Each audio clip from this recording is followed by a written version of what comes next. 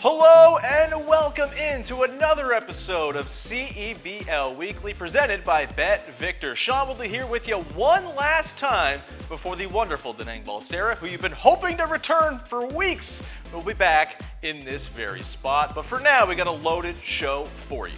Sign, sealed, and deliver. The playoffs are yours. We had two teams this week clinch a berth in the playoffs in the CEBL. As the division leaders each punched their ticket to the dance, Winnipeg could have clinched it home last week in front of a national audience versus their newest Western rival, but Justin Wright Foreman and the Rattlers decided that was not going to happen. No sweat for the Sea Bears, though, as they went on to clinch when the Rattlers lost to the Stingers on Saturday night.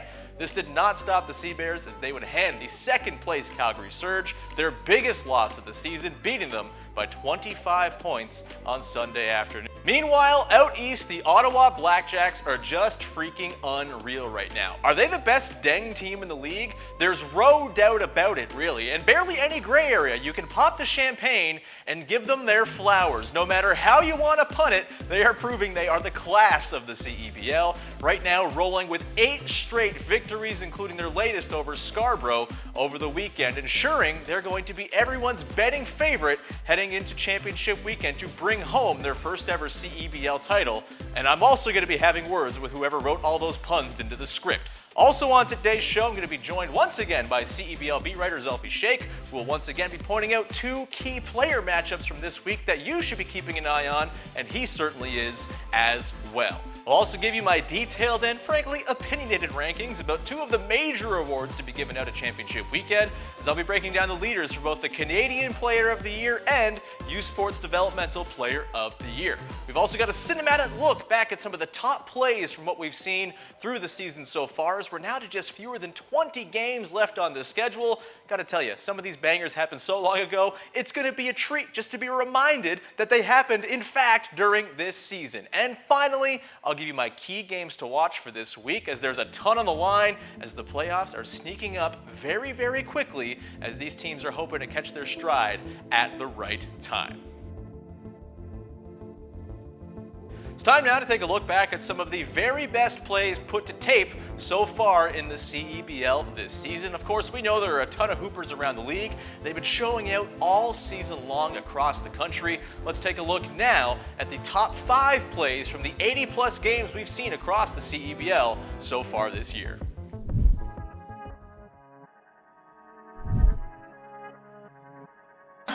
We're going to let the pictures with our producer Dan Gladman tell the story right here.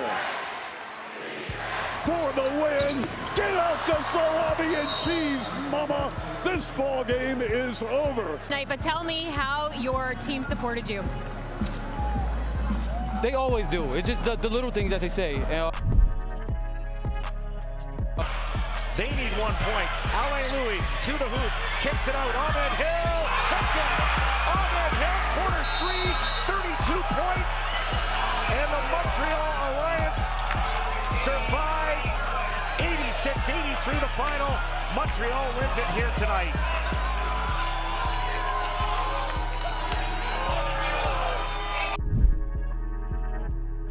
Out high. Bray works on Odro. 10 on the shot clock. Bray still working the rock. We're down to 6. Topside for the win. Onions, baby onions. Get out the salami and cheese, mama.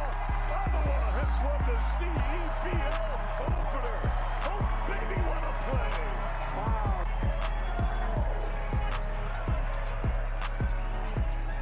Well, He had a switch on Odro, yeah.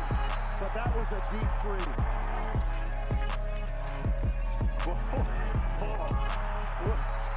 That's Steph Curry range.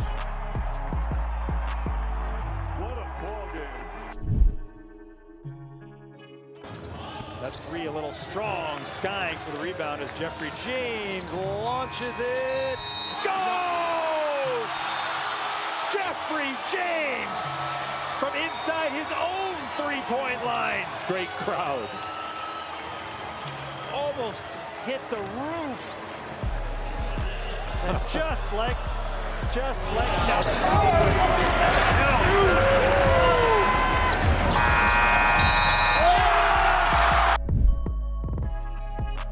Seasons.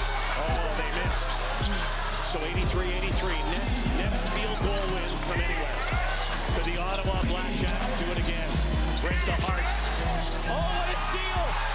Kennedy for the win. Yes! Oh, he didn't do that. Oh my God! What a win for the Scarborough Shooting Stars. Dad's in the house. Here it is. Deng's trying to shake him, set up the offense, the pressure. Steal. I mean, your timing has to be perfect on that gamble, and then there was only one place to go. They're yelling Kennedy MVP, and I'll tell you, Thomas Kennedy, oh, just...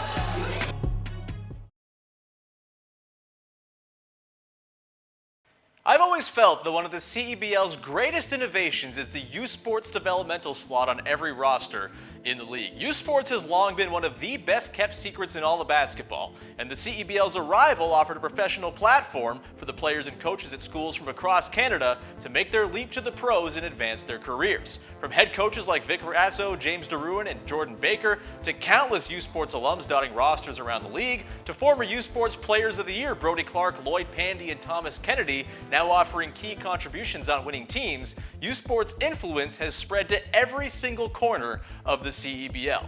Who's the next U Sports to CEBL success tale? These three U Sports developmental players have all made compelling cases that the answer is them.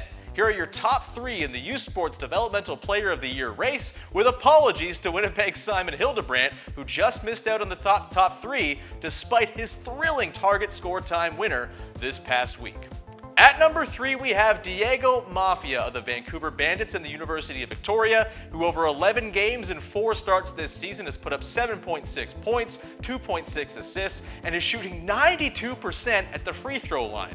The Bandits' bugaboo all season has been guard play. On any given night, one of Malcolm DeVivier, Alex Campbell, or Dwayne Notice is capable of organizing the Bandits' half-court attack, but the consistency of the guard group has been oscillating up and down all year. But thankfully for Kyle Julius, University of Victoria guard Diego Mafia has been there to supplement Vancouver's backcourt throughout the season. Mafia's broken double digits 5 times in his first 11 pro games, including a career-best 20-point outing against Winnipeg on June the 6th, in which he canned 4 of his 9 triples. In the second spot, we have David Walker of the Scarborough Shooting Stars and TMU. In 9 games so far, Walker's averaging 10.1 points a game, shooting 47% from the field for the Shooting Stars, who have notably been without NBA experienced guard Jalen Harris for all but 3 games this season, a huge backcourt void that Chris Exelis needed filling.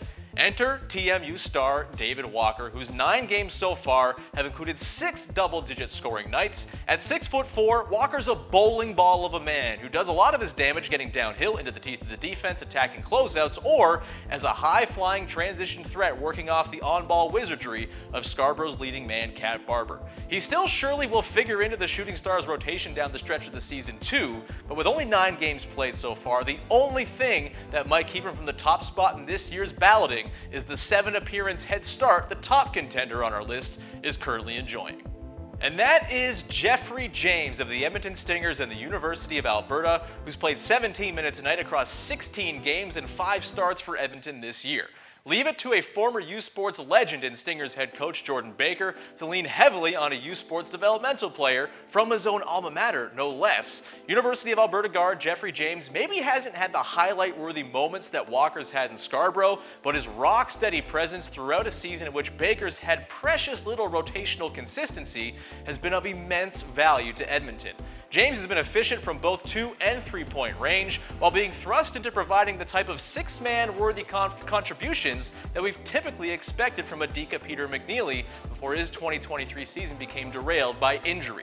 There's still time for Walker, Mafia, and even Hildebrandt to make this interesting, but as of right now, your U Sports Developmental Player of the Year, in the eyes of yours truly at least, is Edmonton's Jeffrey James.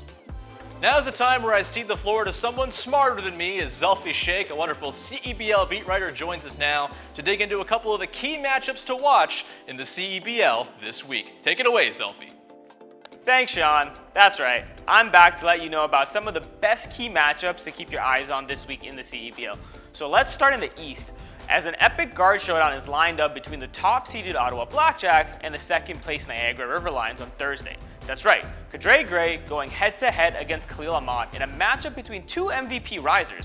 With a frontrunner for the award on his own team in Deng Adel, Kadre Gray might be overlooked by some, but he's been just as impactful as the big man. The guard's been averaging 16 points, 4 rebounds, and a league best 6.6 assists a night. He's been a leader all year for the Blackjacks, but one of his only low points this season was actually against the River Lions when the two teams faced off a month ago. It was Niagara that came out on top as Gray had his weakest game of the year, putting up just 6 points and 6 assists with 3 turnovers in 25 minutes of action. So what better game than one like this, where Kadre Gray not only has an opportunity to redeem himself against Ahmad and the River Lions, but also the chance to have a statement performance to make his case for some CEBL hardware. And now speaking of redemption, the reigning league MVP Khalil Ahmad will probably be looking for some of that as well. Despite his impressive numbers, averaging in the top 10 for assists and points and steals, with his 19 points, 6 assists, and nearly 3 steals a game, he looked mortal his last time out when the River Lions' 4-game win streak came to an end. He put up 15 points, but shot 38% from the field and an even weaker 17% from 3 to go with his 4 turnovers against Scarborough. If the lead guard wants to keep the buzz going for his second MVP award, there's no better way than by outperforming Gray and stopping the hottest team in the league. So strap in. 2 top teams, led by 2 top guards. Need I say more? Now let's head west, where surprise, surprise, more guards going head to head. It's a guard-driven league, what can I say? It'll be Ruggsy Miller-Moore taking on Justin Wright-Foreman as the Calgary Surge and Saskatchewan Rattlers face off on Saturday, where it won't just be a matchup of hyphenated last name, but also between 2 of the league's most dynamic guards facing off for the first time this season. And when I released my awards update, I got a lot of blowback about Ruggsy needing to be mentioned as Defensive Player of the Year as the lead guard on the CEBL's best defense. But after their last game when the Surge took on the Sea Bears and Teddy Allen torched Ruggsy and the squad for 37 points on over 40% from the field and 3, Ruggsy's case doesn't look as clear. So if he wants to really make a jump back into the mix for DPOY, according to me, a statement game where he locks up the league's top scorer is one of the best ways to do it. And oh yeah, that top scorer, Justin Wright-Foreman, I heard a lot about him too after that update went out, why he needed more love for MVP.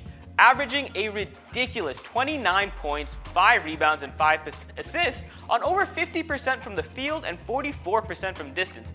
However, his team remains at the bottom of the West with just 6 wins. So his best case for votes for MVP is to help the Rattlers finish the season off as strongly as possible. Go out there, most importantly get a win, and ball out against Ruggsy and that elite defense, and JWF stock for MVP just might go up. So that does it for my key matchups this week to keep an eye on. It's back to you, Sean. It stands to reason that in a league for Canadians by Canadians that the Canadian Player of the Year award is one of the very highest honors handed out at season's end. Over 70% of the league qualifies to win this award, which leaves us every single year with a larger pool of candidates vying for the CPOY ballot than we see for any of the league's other awards. Who stands the best chance of joining Guillaume Boucard, Jordan Baker, Lindell Wigginton, and Caleb Agata in the rare club of CEBL Top Canadians? And is this the year we finally see our very first Canadian win this award and the MVP in one shot? Here are your top 3 Canadians of the year as it stands right now. But first, some absolutely gut-wrenching honorable mentions who just missed my final ballot deserve a shout here. The Edmonton Stingers have endured all kinds of roster churn this season, but their most consistent player start to finish has been former U Sports Player of the Year, Brody Clark, who leads the Stingers at 14.4 points a game, while grabbing the second most rebounds per game on the team, while putting up an efficient shooting split across the board. A couple hours south of Edmonton, a trio of Canadian studs are victims of their team's overall excellent in Canadianness, unfortunately, as Ruggsy Miller-Moore, Steph Smith, and Simi Shitu have all been absolutely tremendous for the 3 most important players on an above 500 Calgary Surge squad. Choosing who of these 3 is most deserving of actually winning top Canadian honors is just about impossible, so they're all just on the outside looking in for now. But if there were an award for the team that'd be the most lost without its Canadian contributions, the Surge would take it running away. Ottawa's Jackson Rowe is also throwing his name into the conversation thanks to a late season heater, though it'll be tough to knock off the Blackjacks' other top Canuck. Which brings us to my top 3 on the ballot, beginning with Javon Blair of the Niagara River Lions. We all know about Khalil Ahmad's MVP-level impact on the way the River Lions run, but Vic Razzo's squad would not be carving up opposing defenses at nearly the same clip if not for the smooth shooting Blair, whose 14.8 points rank him second on the team behind Ahmad, while leading the team with 2.6 threes made per night.